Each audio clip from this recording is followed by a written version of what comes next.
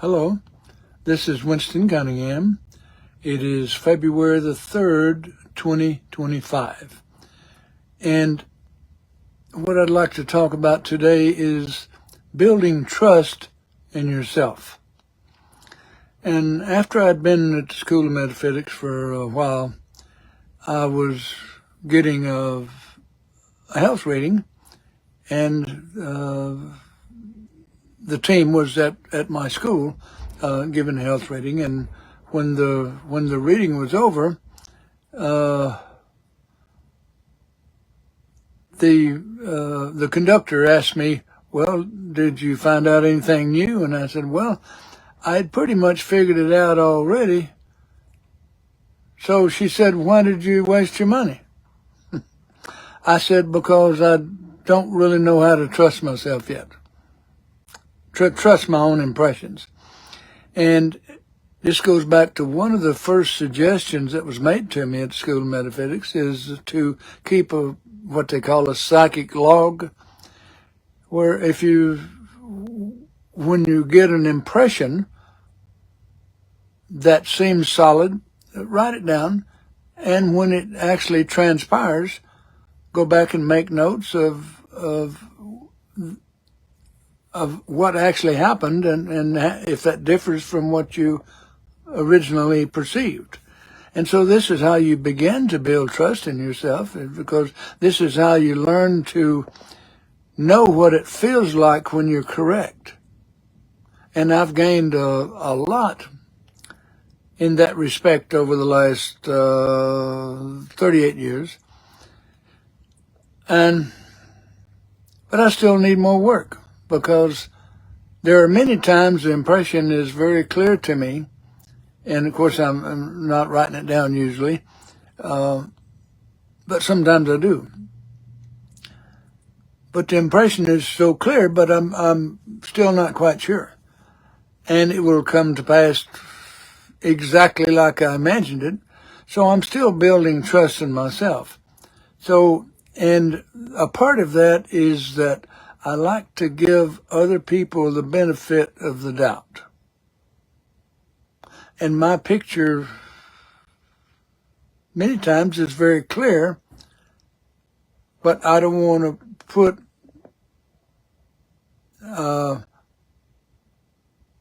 my impressions on to them to sway their way of thinking. So I usually wait, and what turns out to be is I'm usually correct.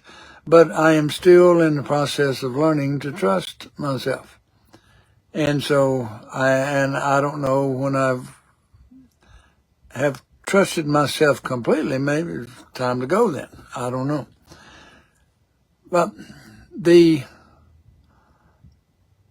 everything, when you go to the psychic log, it's good for anyone to work with this. You hear a knock at the door. And before you go to the door, you know who it is already. Or if there's a phone call, and you already know who it is before you answer. These are impressions that come to you through your own soul, your own subconscious mind. And so we don't have as much practice of trusting that, so we need to make notes. And we begin to learn to trust our own impressions. And the relationship with the soul is the most important relationship there is. That's why it's referred to as the marriage made in heaven, between the conscious mind and the subconscious mind. And this is where real commitment takes place, commitment to your inner self. So that's what I've been working on for the last 38 years and continuing, and I've made some progress, as one will do if they work at it. And I have been working at it. I have made progress, but there's more to be made. And the biggest progress I've made in the last year or so is to come to terms with where I am in the process of enlightenment. I mean, maybe not overall enlightenment, but my where I am in achieving the purpose for which I initiated for this lifetime. And so when there's a tendency to get pulled off track, or my attention scattered to other places where I don't need to be, or that have nothing to do with what I'm wanting to accomplish this time. And I've made a lot of progress at not allowing myself to be distracted. And distraction is very important, because, as you remember, Jesus said, if thine eye be single, body will be full of light. Light represents awareness. So even then, he was saying, keep your attention on what you're doing. Because if you get too scattered, it's harder to stay on track.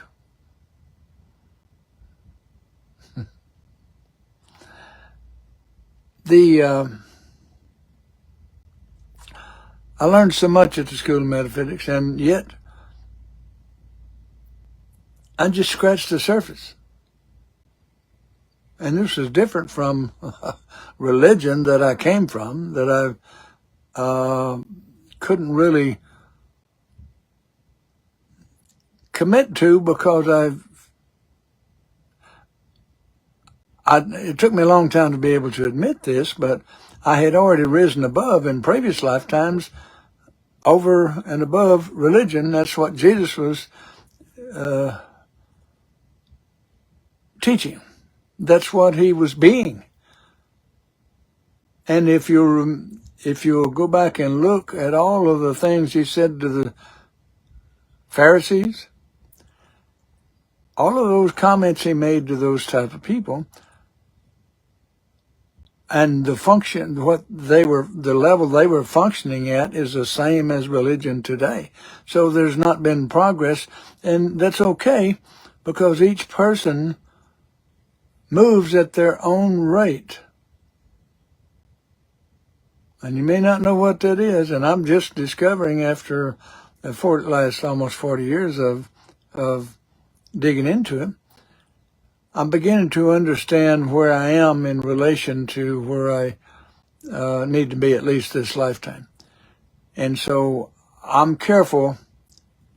I have to keep bringing my attention back to when I'm distracted. This is what concentration exercises do, is when you're distracted, you redirect your attention into what your purpose was.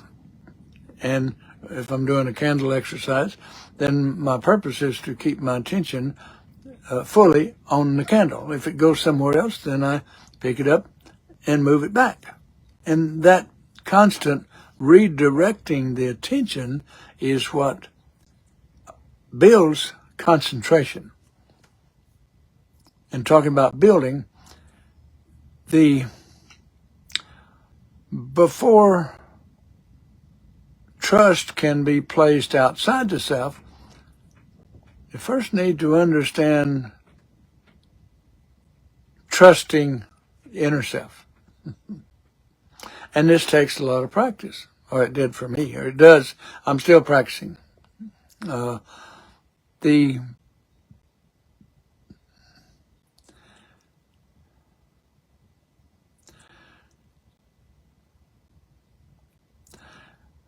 Once you have identified something within yourself, how it tastes, how it smells, how it feels, how it looks, and how it sounds.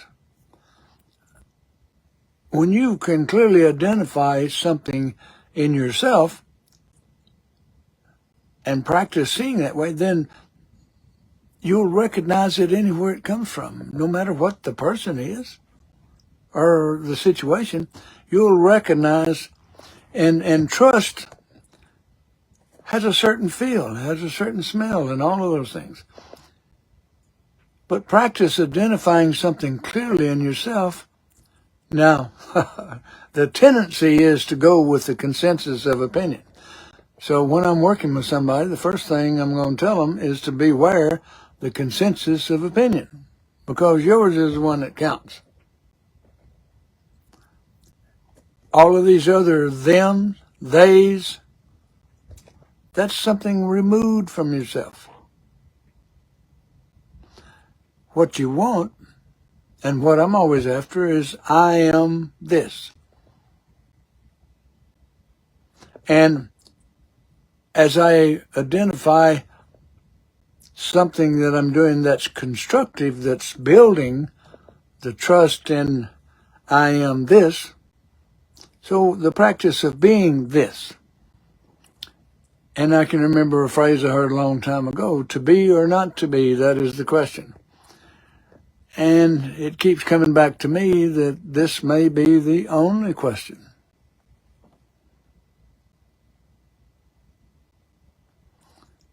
To be or not to be.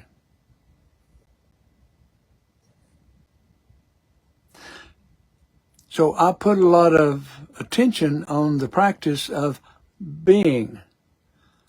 Being what? Being who? Being who I've come to understand myself to be, or what I've come to understand myself to be. Now, my definition of that, from my experience, will most likely be different than other people's. But I am responsible for this one. And if I can be responsible for this one, then maybe, possibly, I can be some use to other people.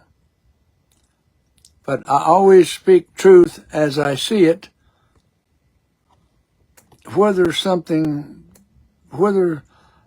other people like it or not. This is a hard thing for me to learn, but I'm still learning it, but I practice this. And yes, I do make people angry, but I don't make people angry. It's just that they get angry because they have yet to identify what truth feels like within themselves. So they're scared to identify it anywhere. And usually it's because their religion say you're not supposed to do this. You're just supposed to believe and do this and not do that. So religion encourages people not to think, which is the most dangerous thing there is. And I'm sorry. No, I'm not. I have to remember not to apologize for speaking the truth as I see it. This is the way I understand it. And I was walking around the track the other day at the YMCA with a lady, and she was asking me about some things, and I was answering them honestly and so forth. And at one point, she turned to me and said, "I think I did tell you I was Christian, right?" So I stir things in people because they take me speaking the truth as I see it to be a threat to their beliefs. But they don't know yet, and I do, the difference between believing and knowing. Because it was the school of metaphysics that showed me how to go from believing into knowing, to build the proof, to build that trust in myself. And I'm still building that trust. And I'm seeing, just lately, I'm seeing some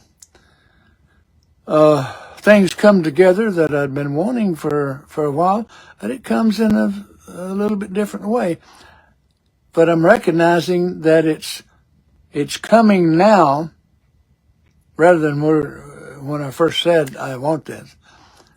It's coming now because I'm relaxing and I'm leaving the space for it to be. Let me repeat that again. Things are happening in a positive way for me now because I am learning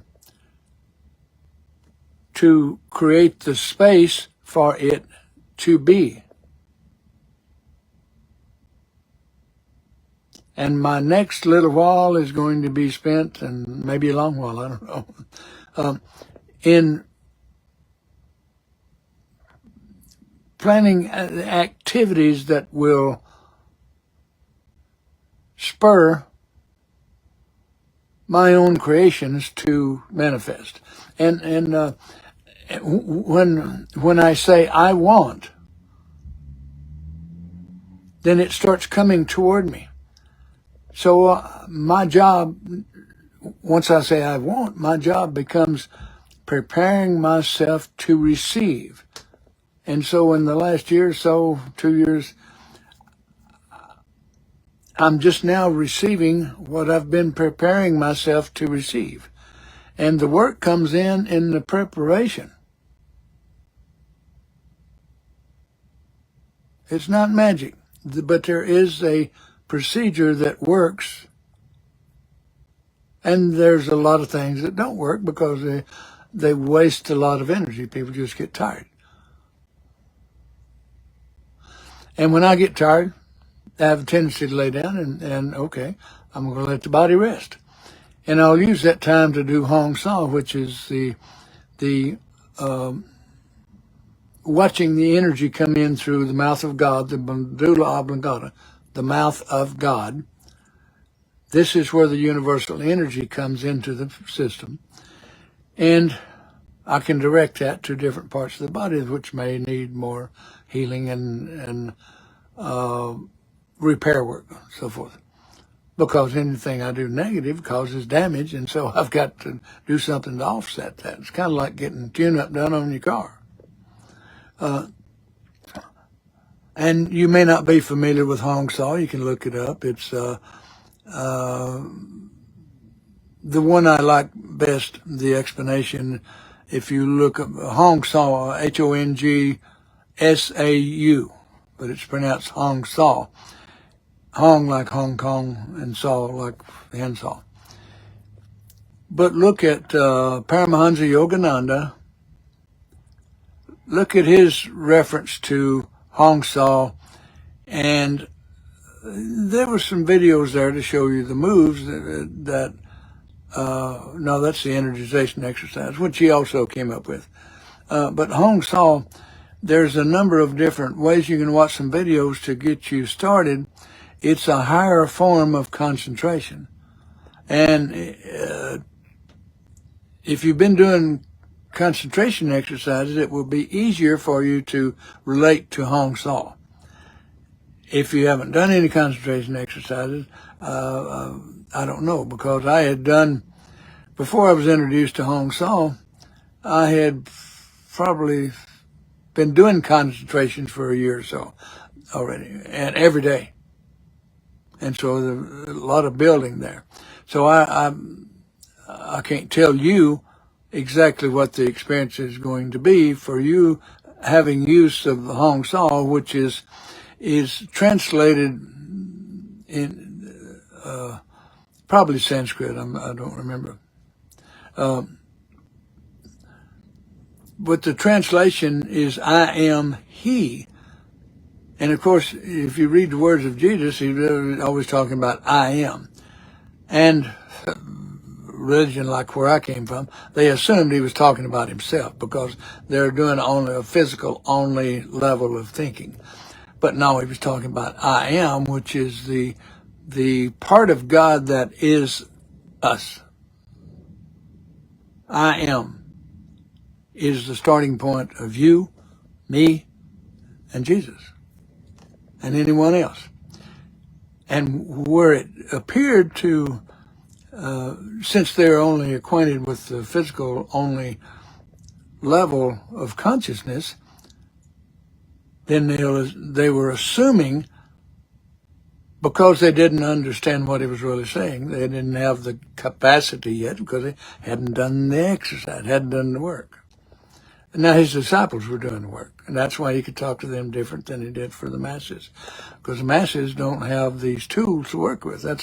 That's why I went to the School of Metaphysics, because I got to the point I said, I want the truth, and I don't care where it is, what you call it, I want it. And the School of Metaphysics is what showed up and provided it. Not rocket science. Jesus said exactly that much. If you want to know something, ask. But I knew from previous lifetimes to ask within, because that's where everything is. And I don't know how I knew that. I've got a better idea now, because I'm finding out a lot about previous lifetimes, and I'm pulling some things forward that I learned back in previous lifetimes. And to think that it amazes me how a person can even consider that there's only one lifetime. How much misunderstanding goes into the pile of crap that represents. It's amazing. But people stay stuck at a particular level, and this much that they could be understanding if they work at it, they see this much and they call it the whole thing. And this is where you hear these things is the sheep in wolf's clothing. But the truth is, see, the whole thing is this: the truth is available to everyone, anytime, any place, anybody. That's universally true. And that's what I appreciated so much about the School of Metaphysics, is not only introduced me to the structure of mind, but the language of mind. And once I practiced dream interpretation enough to begin to, and all of the concentration exercises, I can remember at a teacher's meeting while I was teaching at School of Metaphysics and directing a branch school. We had a teacher's meeting once a month in a different city. Wherever there was a school, we'd kind of take turns. And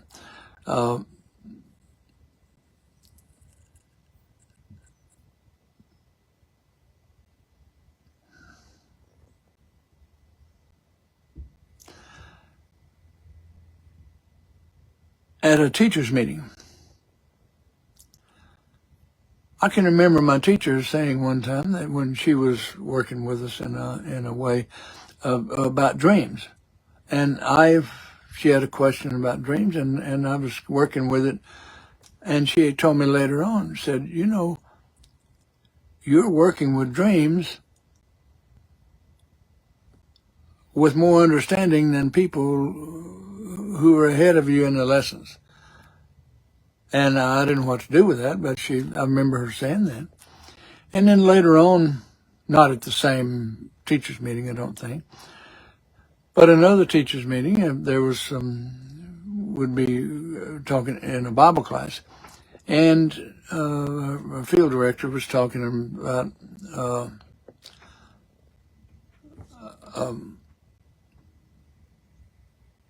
going over some scriptures.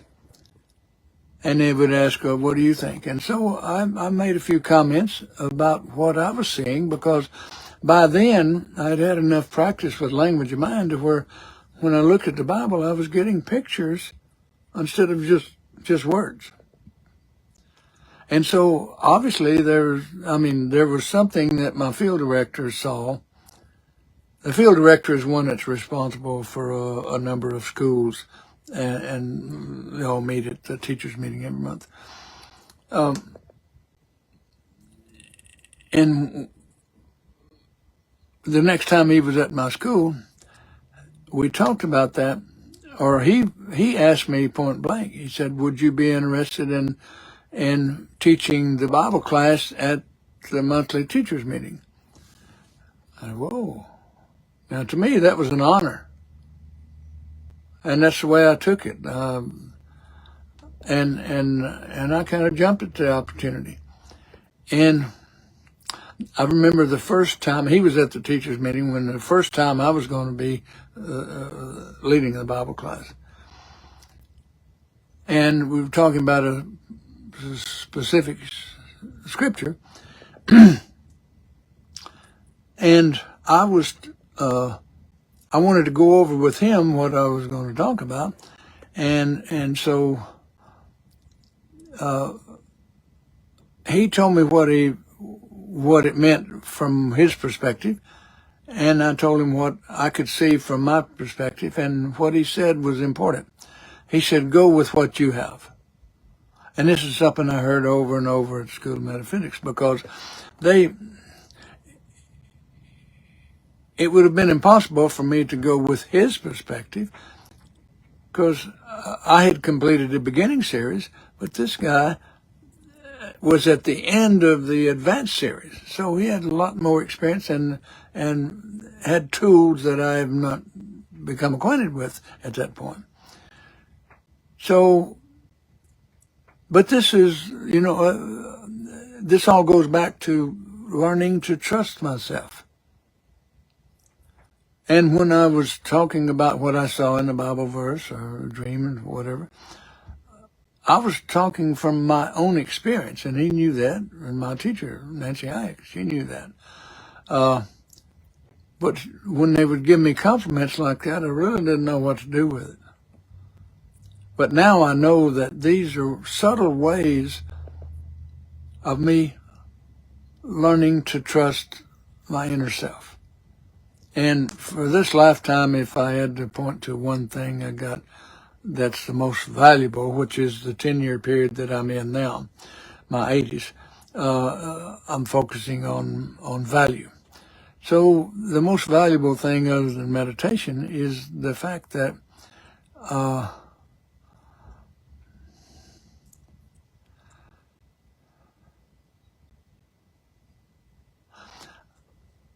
I have the greatest value has come from my own relationship within myself, between the conscious mind and the subconscious mind. And the soul, my relationship with my soul has been where the most value I've gained. Because, and if you want to hear more about that, you just, on this same Facebook page, We Are Valuable Media, I did a talk on the question. And I go into a little bit more depth there, but it would be relative to what I'm talking about now. So if you want to look at that. In fact, I passed it along to a friend that's going in New Jersey, going to California and then to Japan to take a job. And we were talking the other day along with your mom. And it was an afterthought after we got through talking, and she wanted me to go over a dream, and so we did that. But it was a little bit later that I thought about it, and then I texted it to her that because she was having trouble deciding when to take a flight because she was taking a job temporarily at a ski resort in California, and then she's got a sister who's about to become a doctor in California, there, Los Angeles area, I think. And then she's going to go to Japan. But this step. So it was afterthought. I thought it would. I texted her the link to listen to my talk on the question, because it is when a person asks a question, the question goes to your own soul. And the soul, you've heard the term be still and know that I am God. I am expresses to the superconscious mind as spirit. I am expresses to the subconscious mind as soul. And then through the conscious mind as the conscious ego. That's another story. But for this, what I'm saying now, the soul is that I am expressing through your own subconscious mind. So the whole of yourself connected comes through the subconscious mind. And people that have not had any experience with mind or no instruction of mind, they think God is talking to them. It is God in each person that is I am. It is that persona, that part of God that expressing through your subconscious mind, this is the voice that the people are hearing. They think is God. And it is. But there's more to understand related to that. So when you hear a person that just says, that's in the religion, that says, God is talking to me, they don't know yet that it's their own soul talking to them. And I've been doing this for 38 years, so my soul talks to me. But in order for my soul to talk to me, I've got to be still. Hello? Be still and know that I am God. I am is the living God in each one of us. But religion has you here and God there. Well, the truth is God is here. Be still and know that I am God. That's a whole different picture then, And if you can absorb that, then maybe when you pray, you can quit begging. Let me repeat that. Once you understand that God is in you, that is you, then you talk to I am, which is the living God in you. You talk to that, and that's a whole lot closer than way off up somewhere else. It's immediate. And the way that you connect with this I am expressing through the subconscious mind is by being still and paying attention. And the mechanics of how to do that, I talk more fluently about it in my talk on emotions, because emotions have the purpose of clarifying your own thoughts. Learning to trust yourself.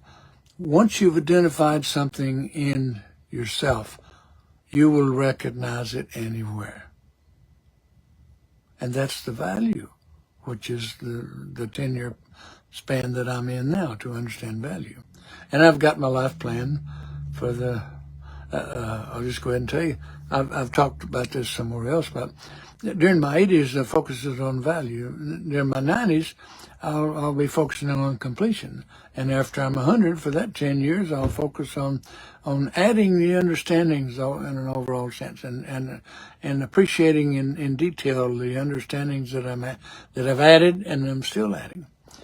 And then at 110, that next 10 years, be looking for ways to initiate higher learning. I call it higher initiation. And then during my 120s, I will be focusing on the balance of aggressive and receptive principles. This is yin and yang that is embedded in our own superconscious mind, along with the spirit. Okay. And then in my 130s, the practice will be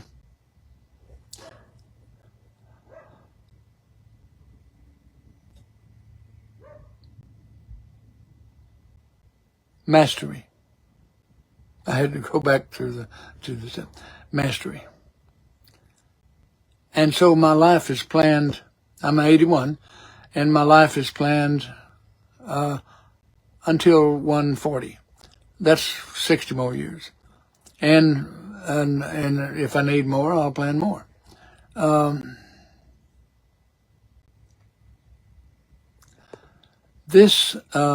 I've probably talked long enough, and I may have skirted around what I wanted to talk about. But learning how to trust yourself, keep a psychic log. If you have an impression, write it down, and when it comes to pass, you will know how accurate you were. You need to understand how it feels, how it tastes, how it touches, how it sounds, how it looks, and how it smells. I may have missed one. But when you can clearly identify the five senses, you're in the process of creating a sixth. And then you'll begin to get impressions from your own soul, which is the subconscious mind. And this is where all intuition happens. You've got it all. Have had from the beginning. So any time, the time that you spend wasting, say, I can't do this, only God can, well, that's not true. God gave you everything you had, so you've got all those capabilities. And so your job now is to find out what you have and how to use it. Now, what's important to you for where you are is going to be different than what is important to someone else. So don't compare, you don't waste the time it takes to compare yourself with another individual. Because each individual is just that, an individual. Not intended to be like, we were all alike to start with because we all got the same thing. But from there, we progress at different rates. No two people are at the same place. So it's not possible to compare one person with another. Anyway, let me impress on you to, if you haven't done it already, start a psychic log. Now, a lot of people do daily journaling, and you can make it a part of that. I don't know. But find a way to work with keeping track of, I thought this, and this is what came to pass, and comparing it. See how you were correct. And you will learn to trust yourself. And here's the kicker. It's only as you learn to trust yourself that you're able to trust anyone else. Hello? I'm Winston Cunningham. Thank you.